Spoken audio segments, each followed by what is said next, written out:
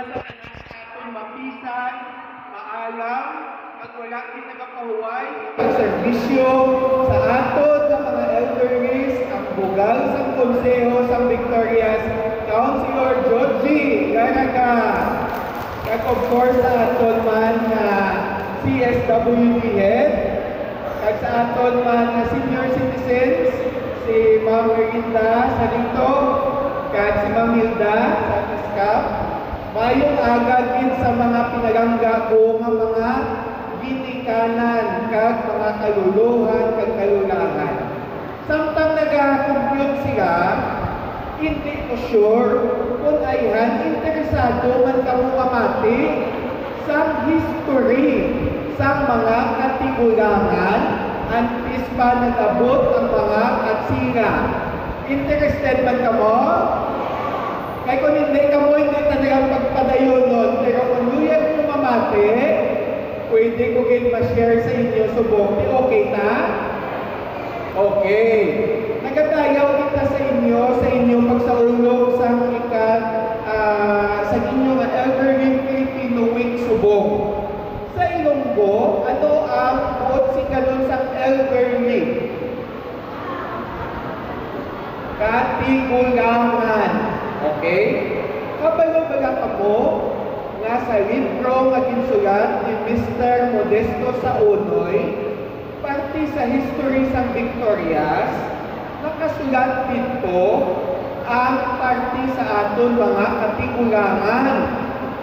Ang nahambal dito nga sang antes pa nag-abot ang mga katsila sa Pilipinas kag sa Negros, ang mga pumuluyong diri nga naghalin pa sa mga Austronesians kag Malays kag Indonesian nga nagpuyok sa Pilipinas, centuries antes pa nag-abot ang mga katsila, may ara sila sa ilang set of beliefs o pagpati. Sa itong mga panahon, wala pa sila sa konsepto sang Diyos, sang anghel, sang mga apostoles, kaya inatanan, hindagana sa mga katsila sa aton din. Pero, ang mga katigulangan sa una, nagapati sa isa ka supreme being na ginatawag Bathala. So in short, antes pa 1521, may konsepto na kita sa Bathala. At sila nagapati na ang mga tao may ara na sa espiritu o kalag. Pero kung mapatay ang tao, ang ira kalag, wala nagasaka sa langit o sa impyerno.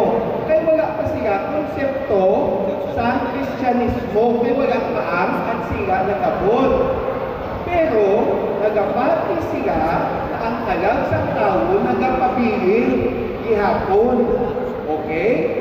Kahit kung mapatay ang tao, inalubog nila sa lugar na tinatawag ulam.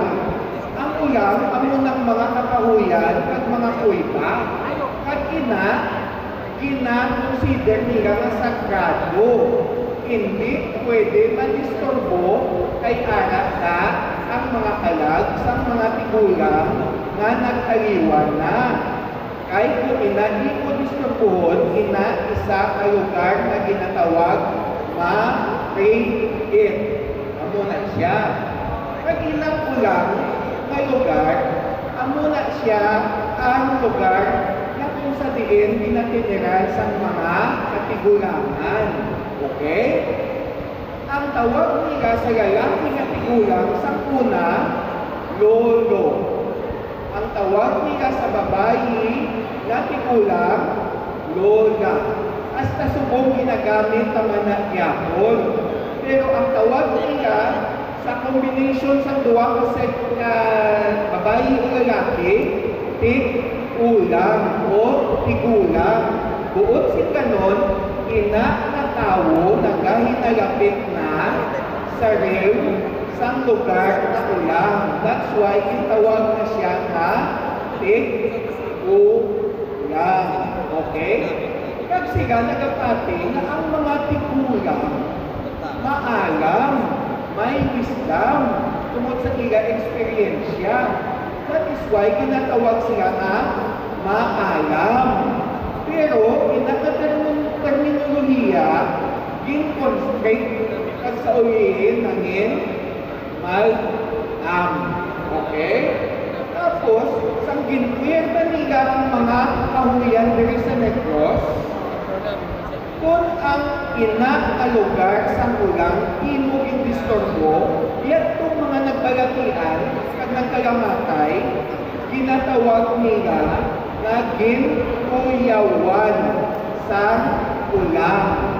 At para mag-ayo ikaw sa imo kuyaw, kilanglan mo ang intercession sa isa ka medyo na ginatawag na manok tuyaw o subong manok tuya na sa aton.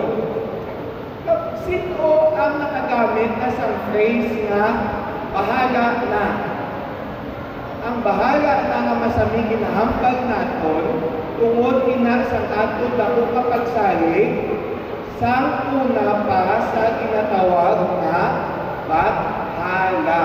That's why when constricted phrase ina kagintawag na bahala na. Okay?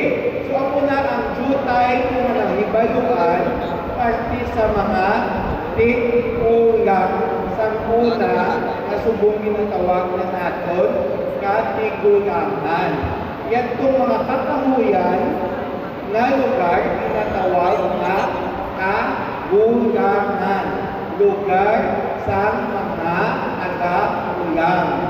So, amo na siya ang aton history na natunan sa aton nga libro nga history sa Victorias. Makita naton kahit pa sa una ang mga elderly o mga tigulang dapat gid respetohon kay tungod sila tanan maalam na tungod sa malawig na mga tinuig na ila na eksperyensya diri sa kalibutan.